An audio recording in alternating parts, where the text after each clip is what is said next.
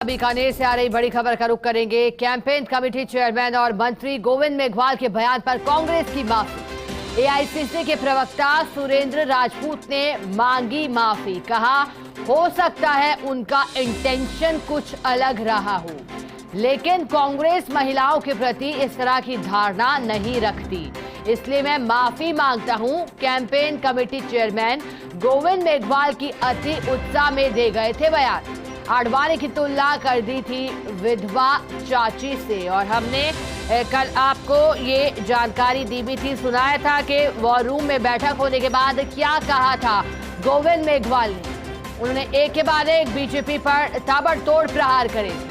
कैलाश मेघवाल का जिक्र किया था, अर्जुन राम मेघवाल जो कि केंद्रीय कानून मंत्री, उनका जिक्र किया था, और फिर आडवाणी की तुलना विधवा चाची से कर दी थी। तो अगर कहीं पर भी किसी के मुंह से भी, चाहे किसी भी कंटेस्ट में कहा हो, भले ही उन्होंने सही कंटेस्ट में कहा हो, अगर हिंदुस्तान के किसी भी महिला के प्रति किसी भी तरीके की कोई बात हुई है तो उसके लिए हम हाथ जोड़ के माफी मांगते हैं। हम किसी को भी किसी भी तरीके से आहत नहीं करना चाहते।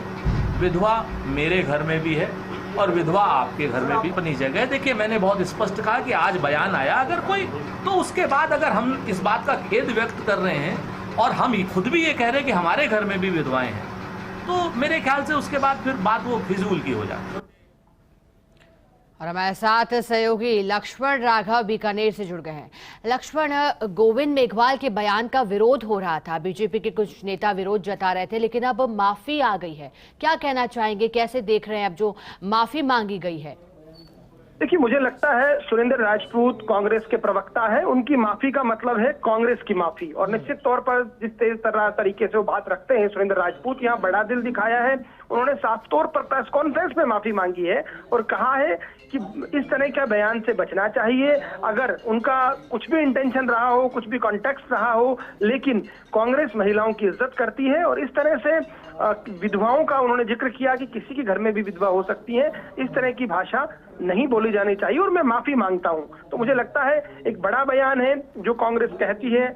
कहीं ना कहीं कई ऐसे मसले हुए हैं, उस मामले में यदि इस तरह की बात सामने आती है और एआईसीसी का प्रवक्ता अगर माफी मांगता है, तो मुझे लगता है अपने आप में बहुत कुछ, और इस पूरे मामले पर एक तरह से कह सकते हैं पटाक्षेप जैसी स्थिति है। लेकिन निश्चित तौर पर देखिए, कैबिनेट मंत्री गोविंद मेघवाल जो कैंपेन कमेटी के भी चेयरमैन थे, उनका यह बयान निंदनीय, निश्चित तौर पर उस वक्त भी तमाम लोग निंदा कर रहे थे।